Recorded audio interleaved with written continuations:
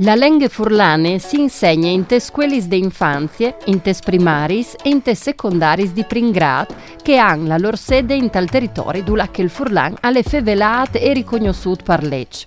Si ha di ricordare che le linguis sono una caratteristica importante della nostra regione per presenza di 3 minoranze linguistiche storiche e per sue posizioni geografiche. L'insegnamento delle lingue furlane rappresenta una quota curricolare a parte dal plan di studi, che entra dal 20% deciduto in autonomia della regione Friuli-Venezia Giulia.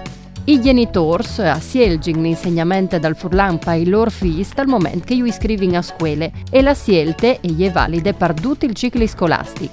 Il 76% dei genitori ha scelto l'insegnamento dal furlan te scuole di infanzie e primaris.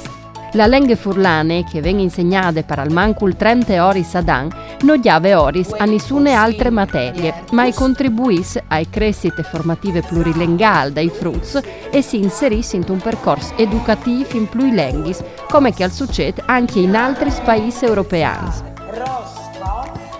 La marilingue viene insegnata da ogni di altre lingue, tanto che l'inglese, perché è parte fondamentale della formazione ai cittadinanze europeane e della valorizzazione delle specificità del territorio. In tanti scuole il furlan si insegna con la metodologia CLIL, ben a stai si dopre tante lingue veicolari per insegnare qualsiasi discipline. In queste maniere, d'ogni dell'apprendimento di contenuti, si giunge anche il valore delle lingue. Col furlan si può fare matematiche, musiche, educazione ambientale, sport e tant'altri.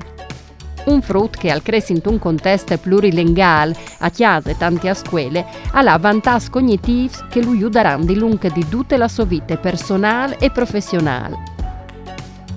I studi scientifici dimostrano che si impara a lei prima e con facilità, che si imparino in maniere più svelte altre lingue, come l'inglese, che si ha un'attenzione selettiva più alta e si passa meglio di un compito a di che l'altri. Fevelà per furlan cui frutti in famè e a scuole alle par da bon un investimento per l'ora vigni.